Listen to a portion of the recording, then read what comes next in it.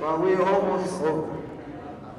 Now we come to one of the exciting panels, because I know a lot of young generation or anyone interested in hotel investment would like to know how is this old generation start a business. I mean, my generation. So I'm so happy to have a few friends, and also including Wells Fargo Bank, to join us and to share their secret. This is very important. So I will ask them question one, but actually I will ask question to them. We have a very limited time. My time is until 5, so I have 45 minutes. My first question is this. When you first get started, how much capital you have? Do you need a lot of capital to start? And also, I'm going to ask some tricky questions, but first question is this. When you get started, how much capital you have? Start from Stephen. When I start to invest the hotel, I start with, I myself only have $50,000. But to buy a hotel, I need $2 million to buy it. So it comes to my mind that how do I get the rest of the money? And then $2 million is just the down payment of my first hotel. The first hotel that I purchased, the purchasing price is $5 million, but I only have $50,000. My first question is that, how do I get my down payment? I need $2 million for the down payment. So I need to ask my relative, I need to ask my friend, I need to convince a lot of people, a lot of partners that I need to convince. And but finally I work very hard and I prove. And my partner, they require me to relocate myself to the 5 minutes we in the hotel, 5 minutes from the hotel. And that's how I started. Same question I'm going to ask Samuel. How do you get started? How much capital you have? And how do you make something happen? To be honest, I'm not genius like Steve, to have very limited capital. The first, I get into the development instead of by the existing portfolio. So for development, it's much more difficult to get the financing. Okay. My case, of course, I put about 25% of the down payment. Okay. And then after I developed the first one in the first year, okay, fortunately, okay, I get my 25% return in 1 year, okay. The reason for that, there's several reasons. One of them is because the location selection, At that time, in the radius of 5 miles on the development side, which I did my first Holiday Inn development, there's no hotels at all. So I told myself, hey, I'm not the smartest guy, okay? This is probably not a good location because no hotel is here, okay? So I do a lot of due diligence to search the location, and then I find out in Houston, I'm in the northwest area where the used to be the compact computer, now HP purchased, okay? There's a campus of about 9,000 employees in the compact campus. And if you drive on the street, you drive by, you cannot see it because, there's very high trees, and the buildings are all high inside inside, okay? So the broker showed me around, and we went into the campus, and I find out, you know, there's a, you know, compact over there, and I asked how many employees, and he told me 9,000 employees. Originally, I tried to develop like an economy scale, like a Super A or the, you know, the economy large or something like that.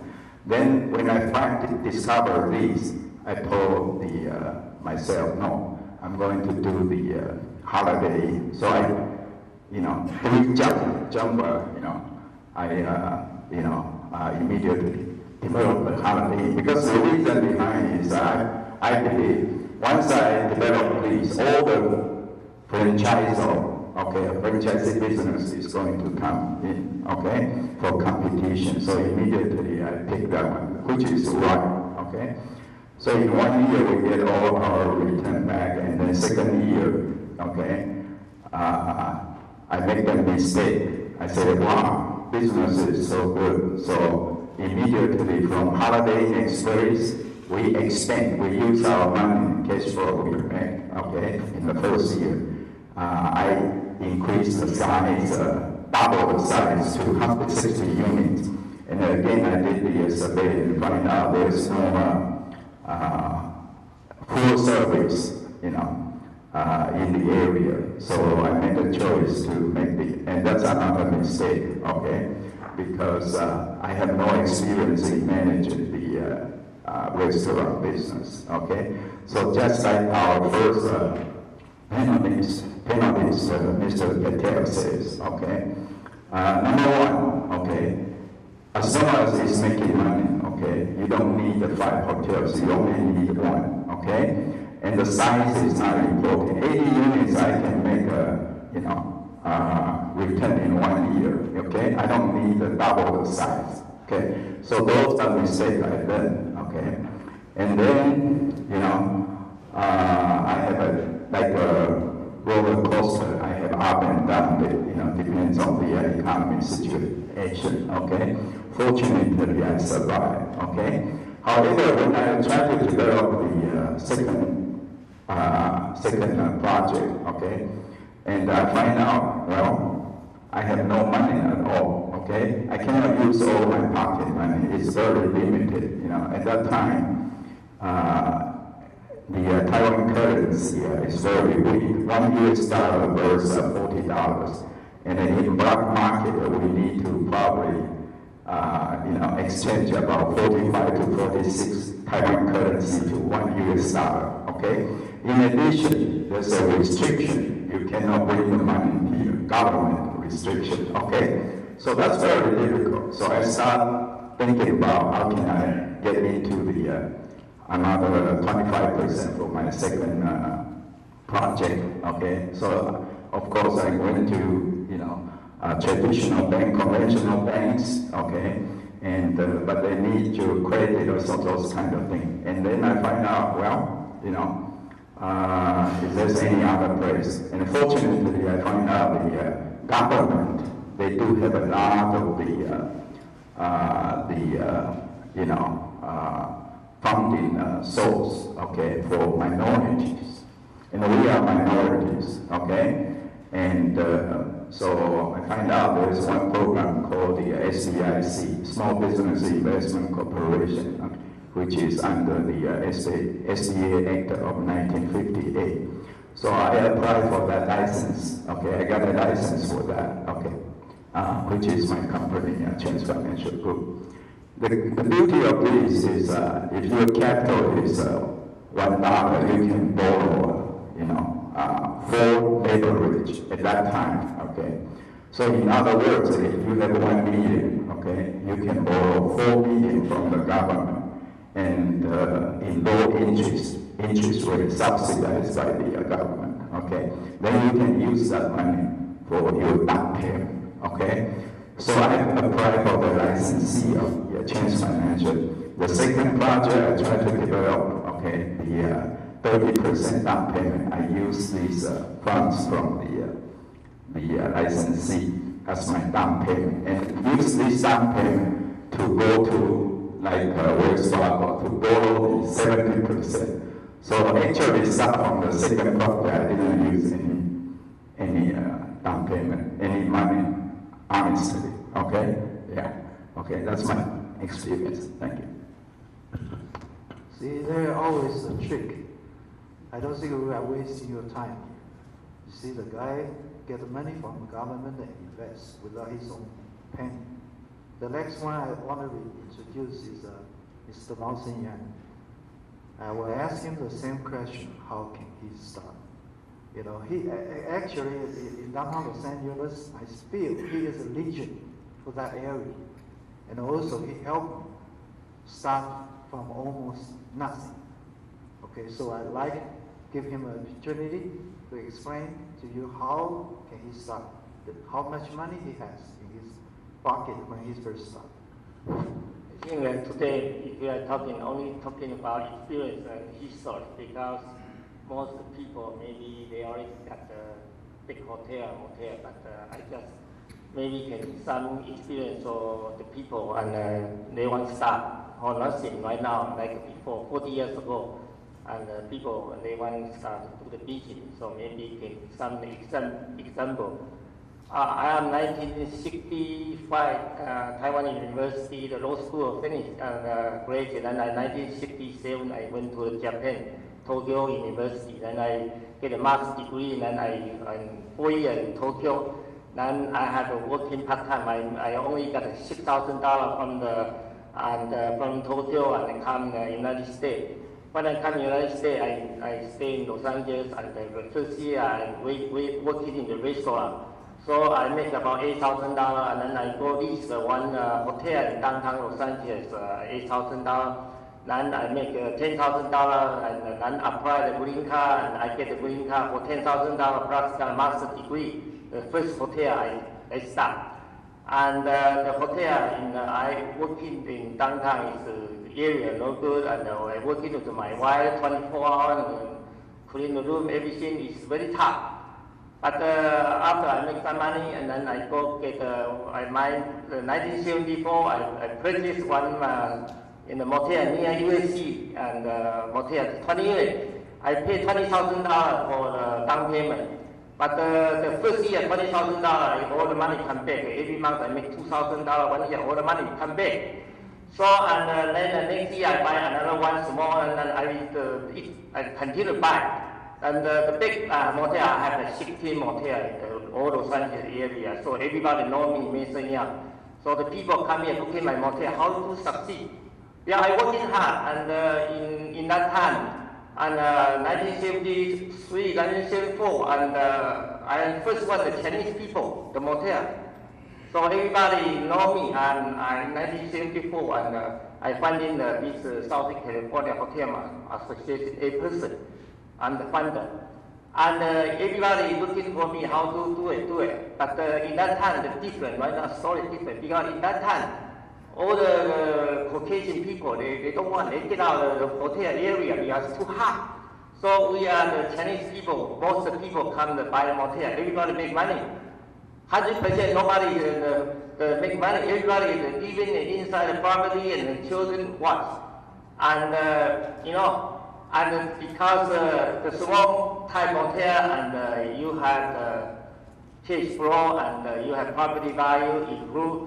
So that's why in 1984, and I'm the chairman and Motel Association. In that time, only 1,000 motel owner in Southern California, And that's the reason, because in that time, the owner all carry. We don't need water bank. The owner carry back.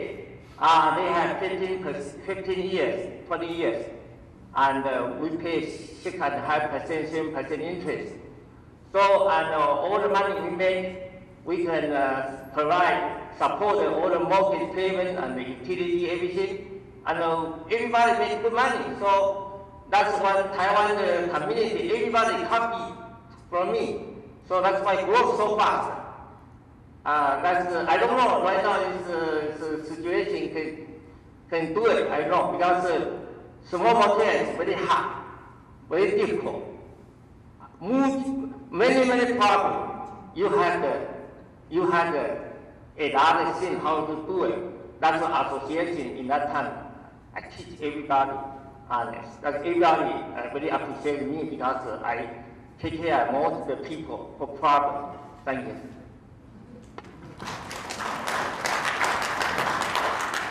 You have to know, one time, Mawson have 16 motels.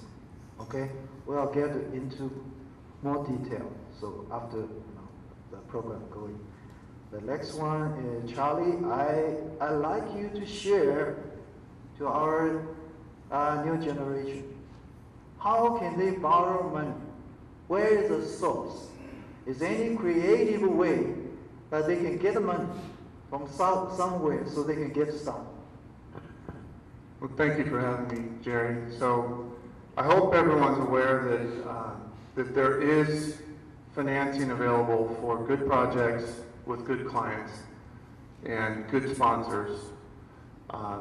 Sponsors that have good track record, that a lot of self-management stories where it's easy for lenders to see the expertise, and obviously strong financially is a plus.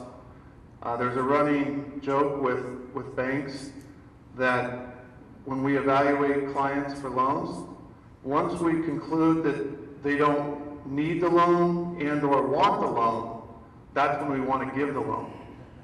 So that's how banks think sometimes. So it's almost a contrarian argument. In terms of the younger upstart generation, it's important to understand where the loans are originating. You have two major types of loans. You have collateral-based loans, and you have sponsor-based loans. The collateral-based loans typically are what are known as non-recourse loans. So there's a lot more underwriting of the property and a little bit less underwriting on the sponsor.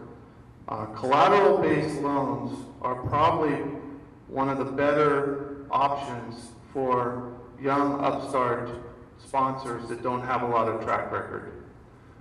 So if you think about non-recourse financing and you think about the different options, typically CMBS, which is part of my past, commercial mortgage-backed securities, which is typically a Wall Street loan. Many of you, I'm sure, have had experience with those loans. Those are non-recourse loans. Historically, those spreads, the rates are very low. Now it's very volatile in this current market, so you don't really know what you have. In fact, in a past life, I worked for Deutsche Bank, and it became so volatile that my team, we coined the phrase at Deutsche Bank, "We're not happy till you're not happy." And doesn't make sense, but that seems like the process was very difficult for the borrowers. So the important thing is, in this market, you get to know the lenders, and you make sure that the lenders are focused on what you're trying to do, and you build trust with the lenders. You make sure that the lenders aren't processing you like just another client. It's very important that the lenders understand who you are, whether you're young and upstart, whether you're seasoned, a seasoned owner and or operator. In terms of the other options, you have life company loans. Typically for hotels, life company loans are more difficult to obtain, but that is a relationship-based loan with a non-recourse feature. And then you have many of the banks, like Wells Fargo, has many different lines of business. So you have many options within each bank. Some of the smaller regional banks or niche banks, you don't have that diversity of option. East West Bank does some hotel financing. There's some other banks that you may have worked with locally who you got to know. They typically will only offer recourse loans, which are more sponsor-based. So the important thing is you understand how the market works for financing, you understand what the options are. My advice to younger people looking to get into hotel ownership is find mentors. There are plenty of potential mentors in this room right now. They're giving you some of their secrets. They all have different secrets. So don't just hone in on one person's input. There's so many great stories in this room that are coming out at this event. The other issue is with lenders, make sure it's a program that makes sense for you. Wells Fargo, we have good programs right now. We have more deposits than we do outstanding loans. That's not common.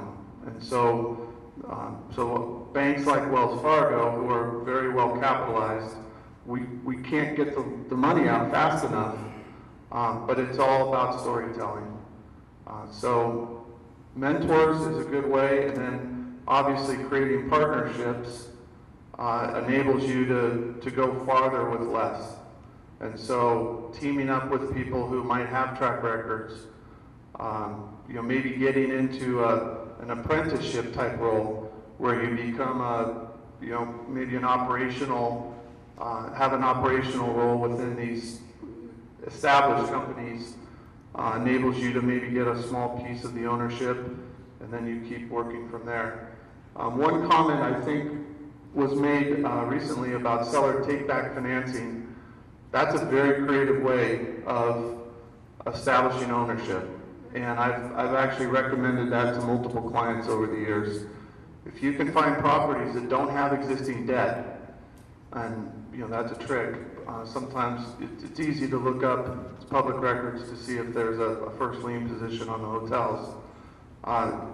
Sometimes those sellers may not need to pay off a loan. And so if you think about the fact pattern in those situations, maybe it's somebody who has had a really good run with hotel ownership. They don't want to deal with maybe a broker-placed sale process. So maybe you come in unsolicited, and then you come in with $2 million or $3 million, and you have the seller take back the financing. Sometimes that works because the seller thinks my downside risk is I get the $2 or $3 million of down payment, and then for some reason they default on the seller take back note, I get my property back, and I know what my property, and they're the best ones to know about that collateral being good collateral. So I hope that helps with some of the thoughts for the younger people in the room. I do want to get to the numbers if anyone wants to hear the numbers later. I think Charlie already shared some the secret already, but I will ask them one by one, and then I will conclude how to make that happen. Still, I start from Stephen Wu. Can you share your know-how on how can the young generation get started? The trick. What is the trick for them to get started? If they don't have enough capital. I think the most important for a beginner who doesn't have enough capital for himself is to make sure that you have commitment. Commit to the hotel. Commit to all the people who will invest. You have to give them the commitment. You have to convince everybody. Convince your investor, convince all your partners, convince the bank, and commit and marry to your property. That's the trick at the beginning. And you have to do it. And you have to work hard and to prove your ability and you want to be deep with the hotel. That's the first step. It's very important. And that's a trick for the beginning. Steve is married to the hotel. I'm married to my wife. So I'm not working as hard as him. Okay? On my property, I have a manager.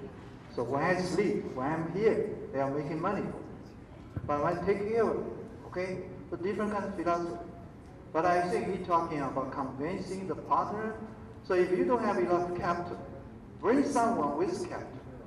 that you can have a small share with them. At least you get some.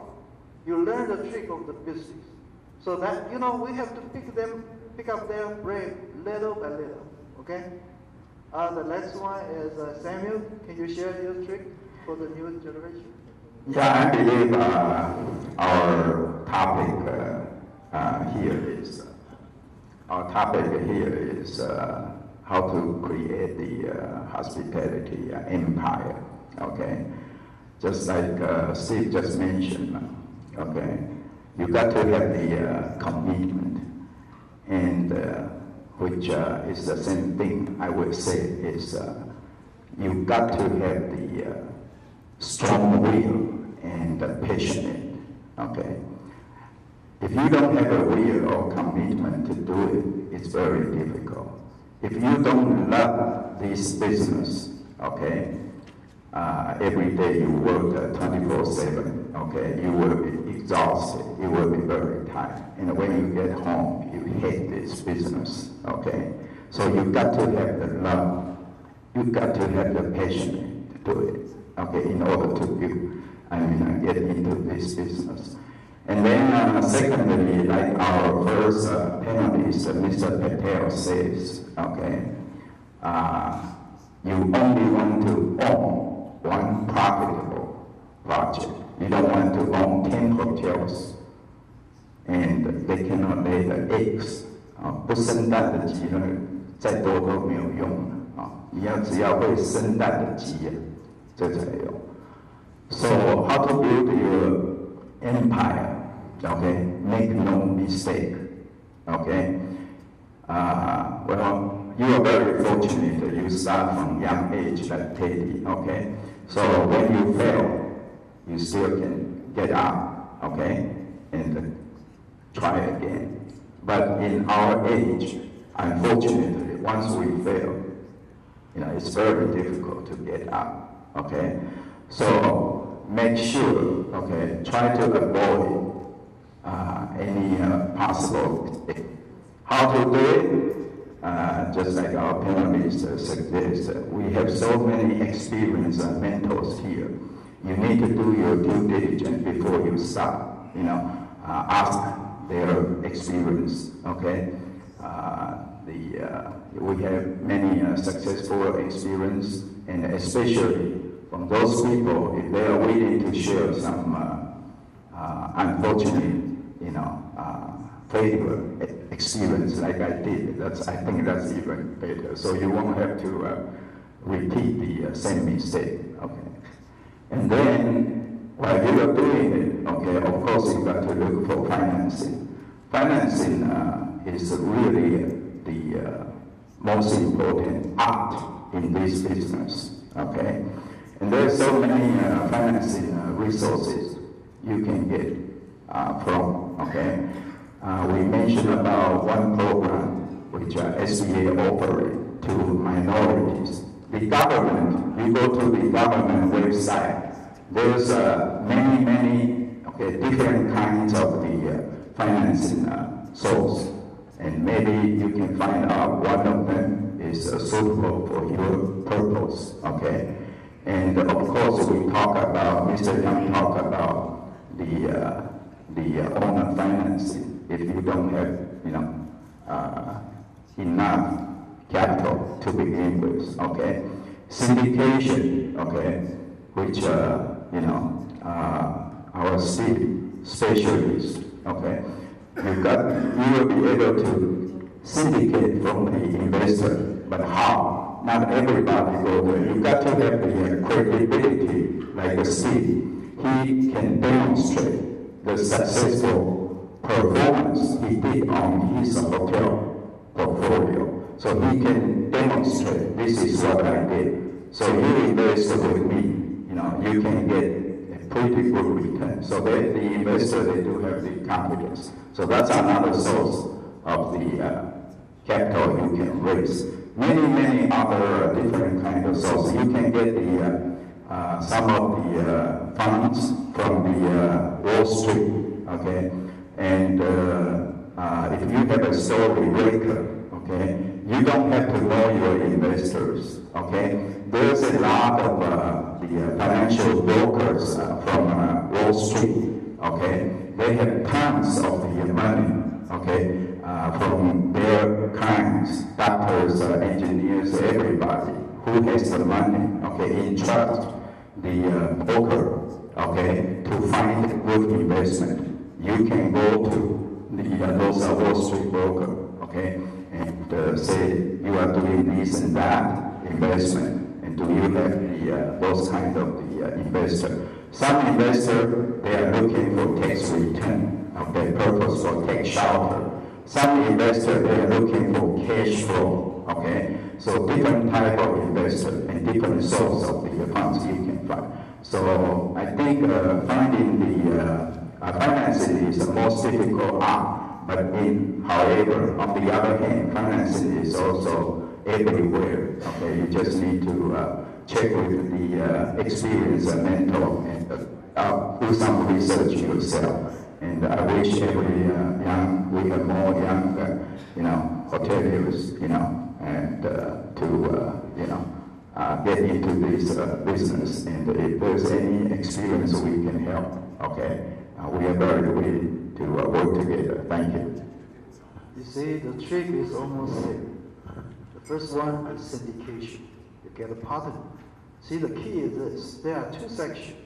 One is a loan, get from bank.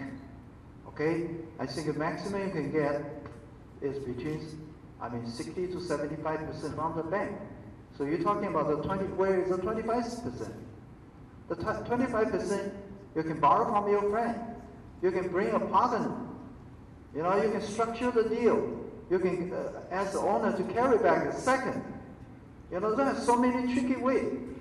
See, you think like this hotel, you think they got all the money in the hotel? I think maybe they got 100% finance. So the way is this. You need to know how to borrow money. You need to know how to make a deal, structure the deal. It's very, very important. So little by little, you guys are going to find out how do they get it started. A lot of information. Mao-sen, how do you start from 1 to 16 motel? What is your trick? Please tell us. The time is different, and I told you the most motel association from 1974 we funded and 20 years. Everybody most copied from me because I with my wife working and I have 2 children living together, so I have no expenses. All the money maker in my pocket. So when like I said, 1974.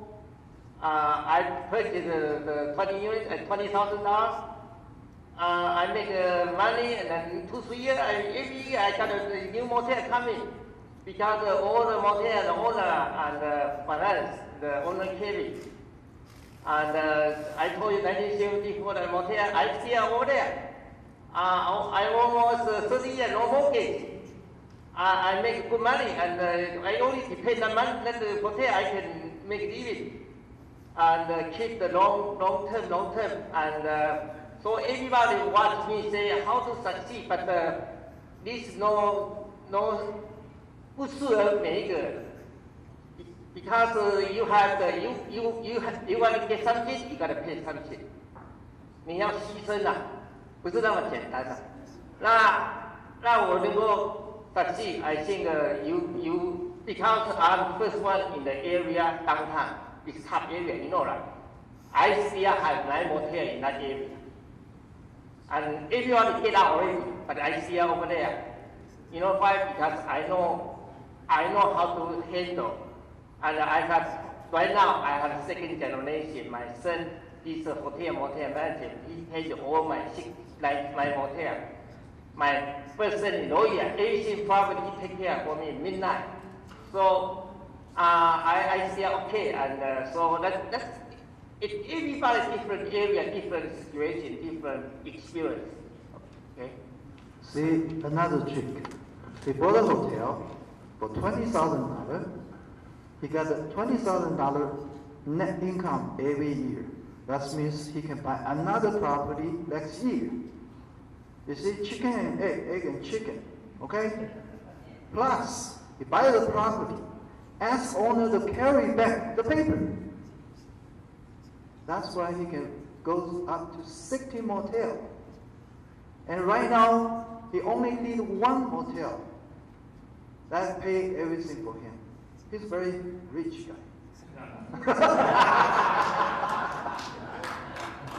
He is also my very good friend. He has passion in helping people. Okay. Oh, all right. So, Charlie, tell us what is the other area that we can, get the money. I think as us as a hoteler, we like to buy property with zero down payment. So tell us, how can we do that? That is a trick question. No, well, I've done a lot of other types of commercial property financing, and hotels for a lender are always a little bit different, as all of you probably intuitively know. The cash flow is a little bit harder to underwrite for a lender. So it's all about cash flow and comfort with cash flow with hotels. Obviously, you're underwriting more to a business than a piece of real estate, like what we consider the major four food groups: multifamily, retail, office, and industrial.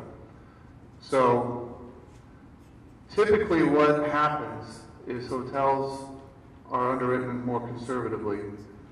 So I'm just talking from a first mortgage position, because that will be if you're trying to capitalize ownership of a hotel, the first mortgage position will be the biggest piece. Typically, those amortizations are tighter, to 20 years instead of 20, 25, or 30 years. That will leave less cash flow after debt service to lend to potentially a second mortgage holder. Sometimes that's where it gets difficult to, if you have a $10 million hotel and you see the upside in the cash flow, but you don't have the upside yet, lenders can't underwrite to pro forma income. I mean, CMBS did a little bit, and you can see what happened. Once underwriting became overheated and the credit deteriorated, then the whole system broke down. So now you're getting much more conservative underwriting going forward for any lender in the market. There is mezzanine financing. So if you think about the capital stack, the four main pieces of the capital stack are your first mortgage, a mezzanine piece, preferred equity, and then equity. I mean, those are typically, you're trying to get that top piece as small as possible, the bottom piece as big as possible, and then you have to figure out how to optimize the equation with the middle two pieces. Most of the time, these partnerships that everybody, I think, has been focusing on, that's typically a preferred return to those investors with some sort of shared waterfall or upside. That's a great structure, especially if you capitalize it with what are called friends and family partners. Some of the trends in the industry, there's an ownership structure many of you are probably aware of, called tenants in common, or TIC to be short, or in more aggressively syndicated tenants in common. That's when you don't know your investors. You go through a network of broker-dealers, and they bring the money to you, and you promise them a return. And those became problematic for lenders because it's more difficult to understand the property and who owns the property. Some of those tenants in common structures came in as tax-deferred exchange money, 1031 exchanges.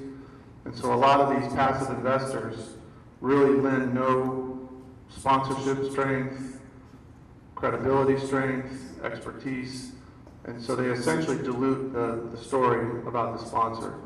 Those are some of the most problematic loans that have had to be worked out in the last 5 to 7 years. So the mezzanine pieces are there, but they're more expensive. Typically, those are high single-digit to low double-digit requirements. Jared, maybe you can confirm your experience on the mezzanine pieces. Yeah, I do. I think the MISB finance is too tough. And not only that, I know there is an equity kind of a finance, but they want a big piece chunk of the deal. So I don't think that will work, because for the MISB finance, you're talking about minimum 2%, 20% or 18% interest rate.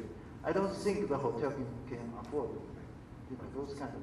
Agreed. And what you've seen in the market as it's looked to heal since 2008 is you see a lot of lenders who are opportunistic. And so you've seen a lot of privately raised funds who are acting like lenders. A lot of the new CMBS originators are names that you haven't heard of. Archetype, Ladder, some of these names are just made up names to create new brands, so there's no tarnish from what happened in the past. A lot of the lenders are gone. Wachovia became part of Wells Fargo. Wachovia was a very aggressive lender and did a lot of creative structuring of deals. Greenwich Capital had a built-in mezzanine piece, so you could do what was called an AB structure. At one point, those AB structures, you go 80% on the first, and you could go as high as 90% on the blend. And those days are gone. So now the AB structures are more 60 to 65% on the first, maybe up to 80% on the blend. So it is still possible to get up to 80% financing, but it's much more difficult, and you don't have certainty of execution, because a lot of times these lenders do not plan on balance sheeting these loans. They plan on selling them, and if they don't sell them, if they don't pre-sell them, they may delay your closing. The nice thing about Wells Fargo, small little advertisement, is Wells Fargo puts the loans on the balance sheet. We don't syndicate the loans. This is the private bank. We don't syndicate the loans. We don't sell the loans. No participations from other banks. So after you close the loan, we're the ones you call when you have a servicing need. So that cleans up a lot of the mess. I'm sure a lot of you have had to deal with servicing groups, 800 numbers, different names than the name of the lender that you worked with, and you feel like you're being processed. And a lot of times, there's no sense of urgency with whatever your need is, whether it's an assumption or some sort of a structural issue, releasing of reserves or things like that. So the nice thing is, recourse loans with groups like Wells Fargo, structure is easy. We like sponsorship lending. Wall Street, more collateral lending, more structure, more barbed wire in the loan documents, more reserves, more painful prepayment penalties, but they all serve a niche in the market. So, different flavors for different people. And it's really a function, as we've all been talking about. Find out what you want. What type of hotel do you want to buy? Whether it's regional, whether it's small, big, limited service, full service, boutique, flagged, whatever it is. Understand the capital markets community. Understand the different types of lenders that are available to you. Ask questions. Your existing bankers, ask them about who they think their competitors are. Try to get names, try to get phone numbers. Just create it's almost like a big jigsaw puzzle. You have jigsaw puzzle on the equity side, you have jigsaw puzzle on the debt side. And then figure out what the best flavor is for you. Before we end this session, I like to share one story. Because all my life I was a hotel broker. And I learned so much from the investor. Everybody come to me, tell me, Jerry, whatever is a good deal you bring to me, doesn't matter what kind of size of the project. And then finally I find out this guy don't even have one single penny in his pocket, but he closed the deal. That's the trick I want to share with you. I think about 20 years ago, I have a guy come to me and said, "You have any good property?" Yes, I said, I do. I have one property, 25 rooms, sell for $300,000. He said, "Okay." I show him the property. He write an offer right away, 5 minutes, and he closed the deal. And later on, I find out this guy don't have money in his pocket. What he did is very simple. He find a partner with $50,000. Okay, and then he borrowed, let's see, 20 or 30,000 from this guy. He told them, I bring the deal, so you loan the money to me. So he got an additional 30,000, and he come to me, say, "Jerry, you got $10,000 commission. You lend to me. 1 year later, I give you back." So now he has 40,000, and then he leases out the property. The guy gave him $20,000 deposit. So now he got all his down payment. And he rented this property for $2,000 per month. So by the end of 1 year, he got $24,000 share, 50%. And he sold the property for $500,000 by the end of 1 year.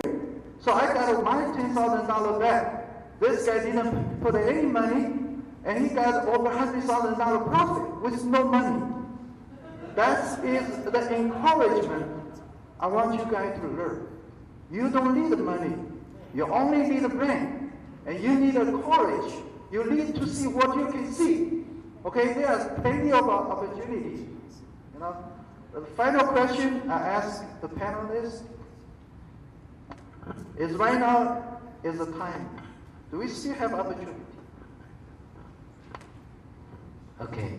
I think this is the most important question. To start in your hotel kingdom, there's a step. Jerry is very smart. He asked me, the first question is, how do I start my business? Second question is that, what's the first step to start a hotel kingdom? And now his next question is to overall conclusion. And remember, I told everybody that you need to be married. You need to marry to the hotel. You need to work very hard. Need a commitment. Okay. Then here there's 2 tips, but listen careful. They may conflict to each other. First tip is that you have to work hard and marry to your property. Second tip is that you never fall in love with your property.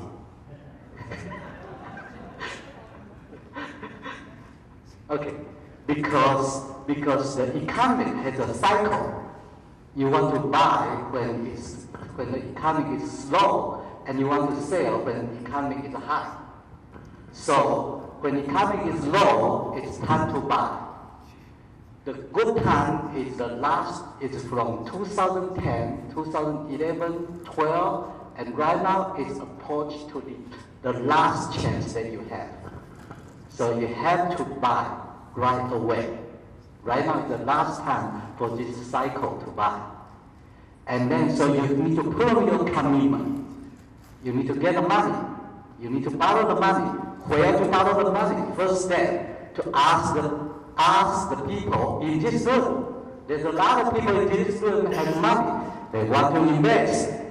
But they need to find a person that commit to the property. Commit that he want to work hard and he want to make the property profitable. That's your first step. And then after 3 years or 5 years, when the economy go to the top, that's the time that you execute my second tip. Never fall in love to your property. That's the time to sell it. Then you will become a millionaire. Thank you. Sam, what is comment on the timing? Well, the economic consideration, of course, is most important. Okay, and whether you got to do the study on on your industry. You are in hospitality, so the demand and supply situation, you need to have an understanding whether the market is oversupply or they still have a strong demand. Depends on the room supply per night and room needed, per night. So you got to know this, instead of just the whole economy situation. It might be good for the other industry, but probably not necessary for the hotel industry. So that's something you need to look at. Okay. Second is, I think, is your personal financial situation. Okay. Whether you want to get the profit out for the appreciation, or you want to keep the cash flow longer for your living. Because some people, they based on the cash flow for living, and some people, they are more fortunate. They don't need the cash flow for living, but they would rather to hold on for a little bit longer for the bigger appreciation potential. Okay, so this is personally, it's also a different situation. Again, back to the principle. I think is whether even the economy is good, even your financially is. You probably get a big profit once you sell, or you can keep holding on for more cash flow. But if you lose the passion, you don't have love anymore on these things. You will feel very, painful every day to manage it. Okay, and then. There's many other factors you got to consider. Whether you overstretch management. Okay, you need to work 24/7 a day. Okay, too much work. You don't have too much time left for your family, for yourself. Okay, so this is another consideration. So it's not just the market situation. Okay, it depends on. Each individual's different situation. Thank you. Nelson? My question, my answer is different people, because my area is mostly Greater Los Angeles area. You said right now go to buy or you have the time to buy is dependent area situation. My night motel is all downtown Los Angeles. It's price very high, and in Los Angeles my motel about 5 times gross income, the sale price. Because Los Angeles, Greater Los Angeles area, even you purchase one piece property you want to build, you go city, county, reject. Because they don't allow you build new motel, no chain, no 100 unit, no, they have the restaurant, they have permission room, so small motel, high demand. So you want to buy Los Angeles area? I say no, don't buy too much, no profit. You purchase, you will lose money. But if you go to Los Angeles, you go to the north. Central California or South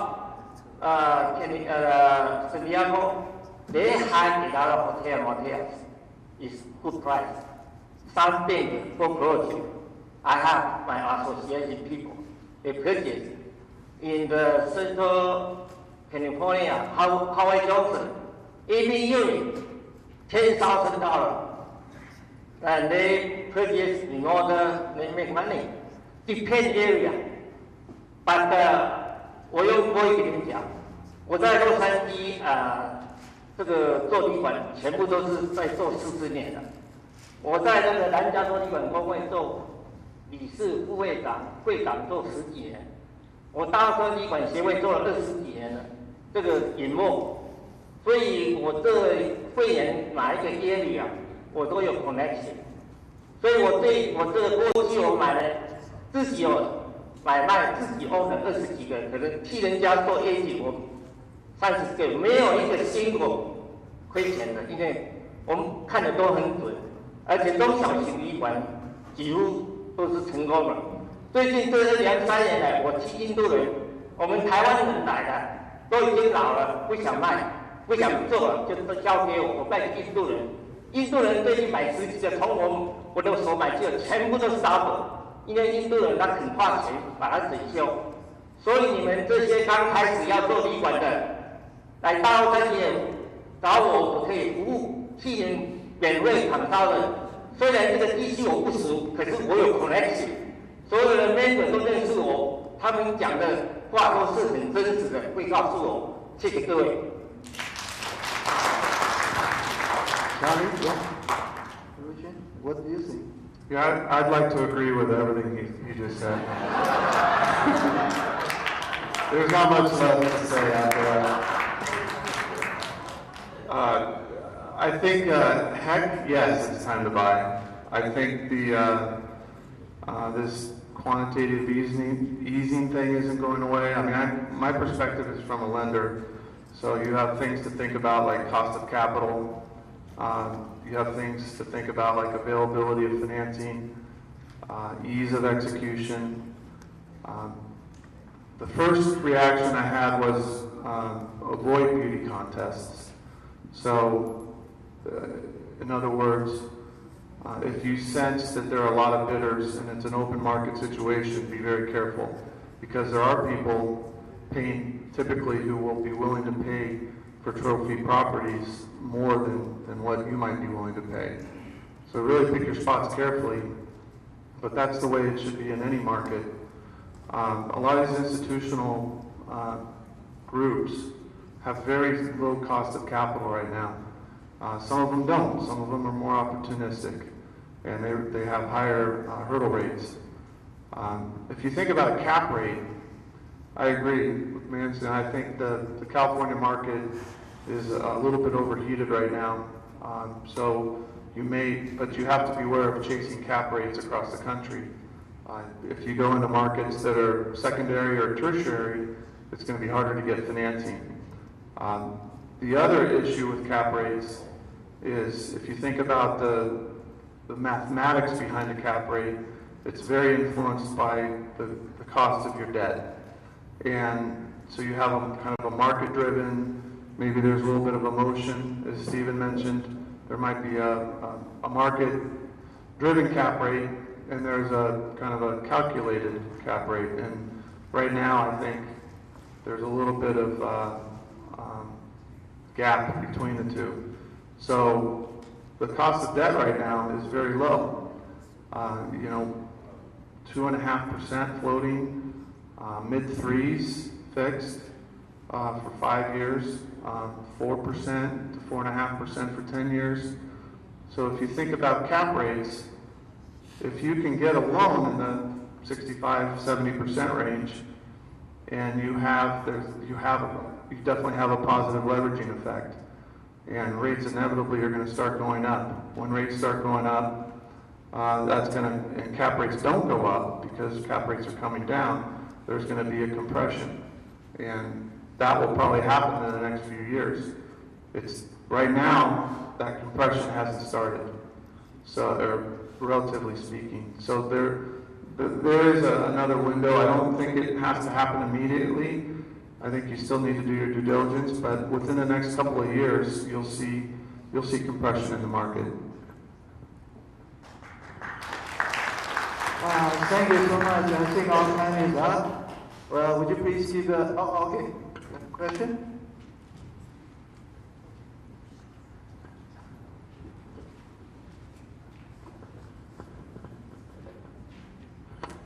I have a quick question for Charlie. You're very interested and very knowledgeable. And can you compare your recourse loan and commercial mortgage-backed security non-recourse loan, their underwriting criteria, their LTV ratio, or their term and interest rate? So maybe beneficial to us to see if we do an acquisition, what should we consider? And also last is how about the time frame? Compare those two, how long to take to get a commitment and funding, is there any difference? Thank you. Sure, that's really the life that I live. The short answer is the difference between the CMBS loan or the non-recourse loan and the bank loan is very significant right now. The CMBS loan, in the past, the rate was below the bank loan, and so it was almost like you take your poison because you get a low rate and it's non-recourse. So you take your lumps on how the loan documents read. They're very lender friendly, and you take your lumps with a prepayment structure you don't quite understand, and hopefully you never have to learn what it means, because defeasance is very expensive, especially in this market. Or yield maintenance is very expensive as well. So the key differences right now are pricing and structure, which is most of the loan. In terms of pricing, bank loans are inside of CMBS loans right now. The CMBS loans and the life company loans are 4.5% to 5%. What you get for those loans is a little bit more a little bit more leverage. So if you're lucky, if the project is strong enough, you might get a 25-year amortization for a hotel from CMBS, or possibly a life company. Banks won't go more than 20 years, typically. If you can find a bank that does a 25-year amortization, hug them closely, and thank them. The other issue is structure. The CMBS loans typically, if they're full leverage, require a lot of reserves and a lot of potential other bells and whistles in the loan that might trigger reserves or just not make you feel comfortable. Bank loans don't typically have reserves. So once again, it's a relationship-based loan versus a collateral-based loan. We don't need to worry about the sponsor's ability to take care of taxes and insurance and other things that non-recourse lenders need to protect themselves from, because we like the sponsors and we trust them and they trust us. And so it's kind of that building trust issue. When I mentioned the "we're not happy till you're not happy" comment, that was an attempted joke, because CMBS was treating borrowers not like relationships. They were treating them like numbers on a page to make money. And that's one of the reasons I left that market, is I lost confidence in the securitized lending product. The timing of a loan right now, it really depends on the loan, if there are issues relevant to that particular property. But for acquisitions, I think 45 to 60 days is probably best case. Typically it's taking 2 to 3 months. If it takes longer, there's usually a reason, and it's typically a discovery issue. So if it's an acquisition, you hope you can build that into a potential extension, or do something creative. Maybe put some hard money up on some other things and leave some other things soft for a few weeks if there are any discovery issues. So the takeaway on the two products, if you don't mind recourse, banks are probably a stronger option right now. There are a lot of real estate professionals who it's against their religion. They'll just never do a recourse loan. They've either been burned, or they've had friends who have been burned, quote unquote burned, where there's a lender who becomes predatory, and they start, they ask for pay downs, or they ask for other things, and there's a technical default, and a lender might be in trouble, they might be insolvent, and so they're forcing payouts. A lot of lenders have been doing a lot of pretend and extend, and so you just hope you have a good relationship. CMBS, I think the process I've heard stories anywhere from 2 months to 5 months.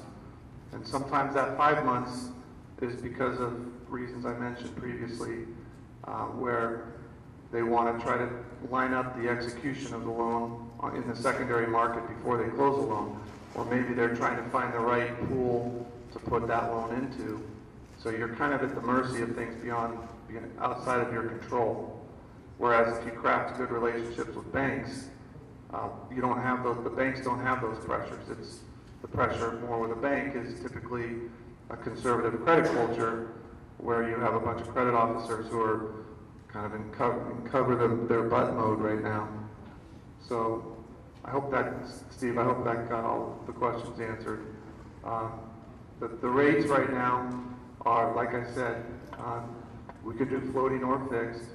We prefer fixed to lock in, to not worry about, to hedge away the interest rate risk as much as possible. But those rates are 4.25% and below, depending on your term. Thank you so much. I think we're running out of time. Thank you. Would you please give a warm thanks to our panelists? We're going to have a 5 quick minute break. We have final one small session, the generation meets the older generation and our second, next generation. We have some communication, on the stage. So let's take a 5 quick minute break. Thank you.